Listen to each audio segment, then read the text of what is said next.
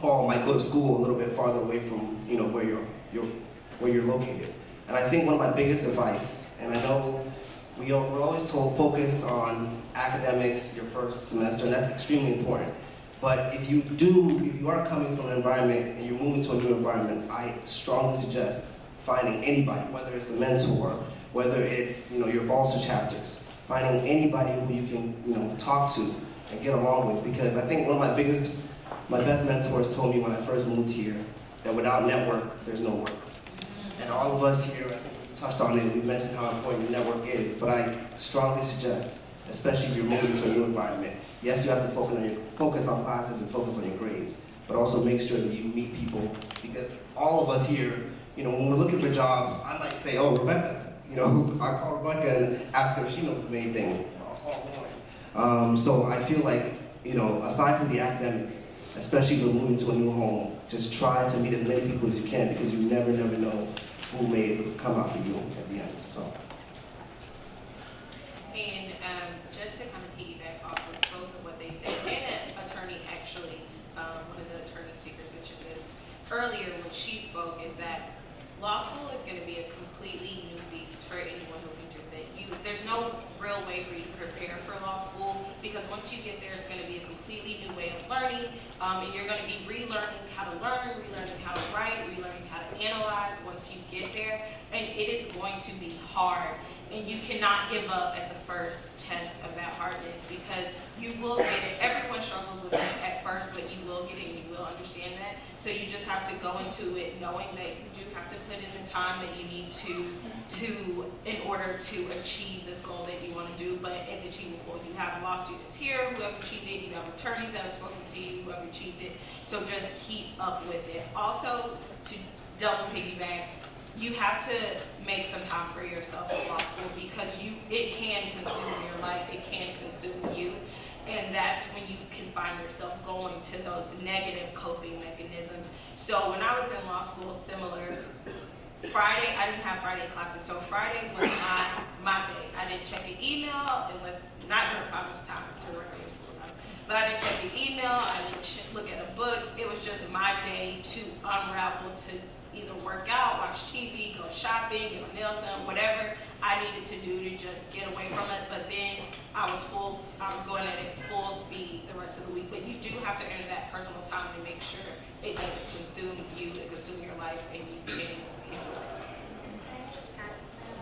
I think that it's important to make sure that, especially with everything that's going on right now in this country, all the incidents that are occurring, that you really take time for yourself, take time for self-care. Make sure that there's safe spaces around you. If there isn't a safe space, create that safe space. Be able to take care of yourself. If that means going for a walk, going for a run, watching a movie, take that time so you can recharge yourself, whether that's mentally, spiritually, physically, emotionally. You need that time for you, and it's perfectly fine to take that time outside of your study. So our last question is going to be about prepping for law school, and then we're going to open up the floor for you guys to ask any questions that you may have. So could you tell us how you decided the law school that you decided to attend, and kind of maybe some information that led up to you making that decision? So I'm here now, my third year, love law school. This is not where I expected myself to be at all. I thought when I was in college that I was going to be in medical school. And then I was in biochemistry, and I was like, this math isn't for me, like what am I going to do? So I graduated, I took a year off, I was like, I need to do something. So I thought, what else am I interested in? So I thought of law school, and I studied for the LSAT, I self-studied, I didn't use a program. I found that to work best for me. And I researched a few law schools. I knew I wanted to stay local in New York, so I took the time out to go visit the law schools, and I came upon Brooklyn. I would say this, I work a lot with admissions at my school also.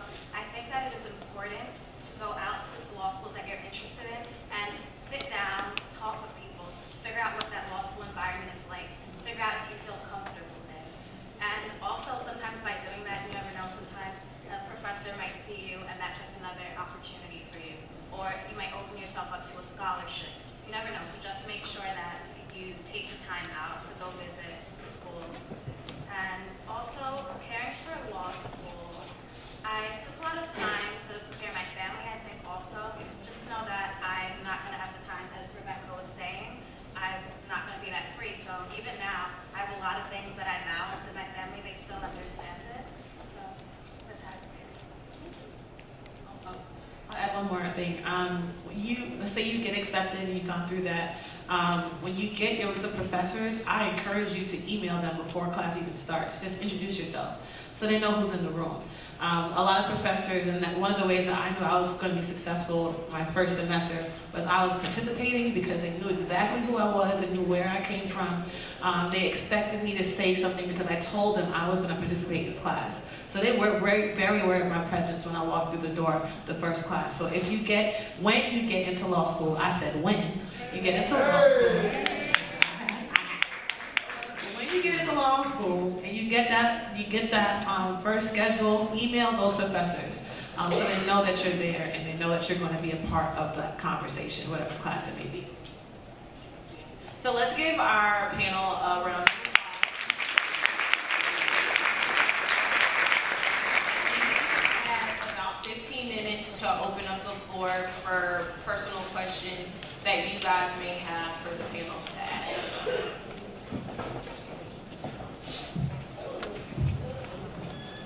Please by the mics. Hi, my name is Esther. I go to college in Kentucky. My question, this is my senior year of not high school, thank God, college. And I wanted to ask, especially since some of you are in 3L and have graduated from undergrad, how did you effectively conquer senioritis? That's like a struggle for me right now. Like I'm just like, oh my God. So Senioritis is the devil. Okay. What you do is you keep focus on your vision and your goal. If you know that, okay, one day I'm gonna apply to law school and they're gonna look at my transcript, they, believe it or not, they are looking at your senior year probably harder because they're trying to see what kind of student is entering into my school.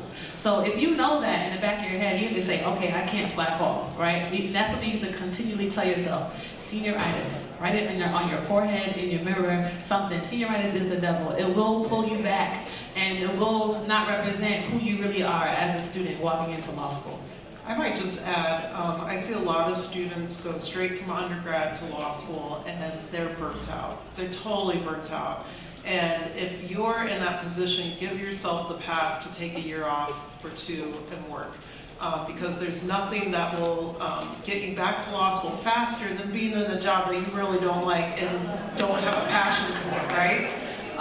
But as we've all talked about, and I just want to clarify something because you've heard a lot of warnings about how difficult law school can be. Law school is still the best thing I ever did, really.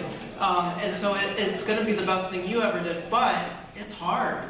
You have to commit, people are talking about cutting off, their friends and family to a limited basis. So if you're feeling like, I just need a break, I'm having a really hard time focusing on classes, a good option for you might be to take a job for a couple of years, then go back to law school. Thank you. And if I could ask each person to limit to one question for the panelists, and then if I could get the panelists to limit their answers to one. So, I am not a traditional student. I'm a retired military. I'm a single mom before doing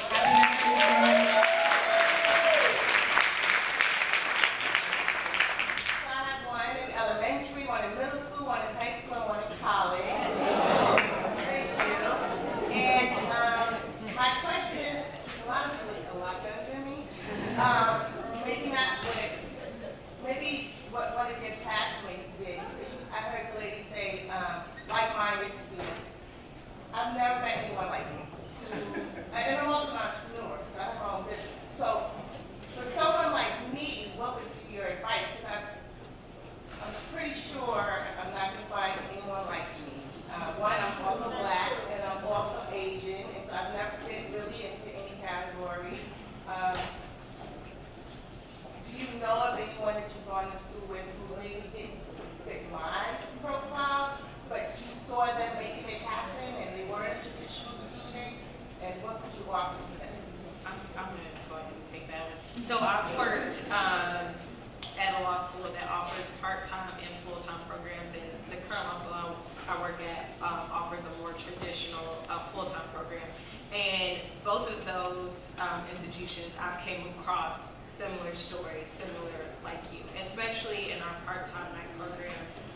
When I worked in Arizona, there was mothers, there are fathers who have work full-time jobs or own their own businesses. There are going to be groups there for you. So we have a group at the school I work at now called Older, Wiser Law School Students, and it's basically a support group specifically for students like yourself who maybe law school wasn't your first career choice and now you're coming back to law school, but don't be afraid that there's not going to be similar people that you can connect with in law school. There's veteran associations at a lot of these law schools, so there's going to be someone who has some sort of experiences that you have that you'll be able to connect with, so don't feel that you're going to be in a classroom full of only 23-year-olds, because we're finding more, especially in admissions, more and more people are coming back to law school as a second career or working and then coming back. So don't feel that way. There's somebody there that you'll be able to connect with in some form of way. And if I may,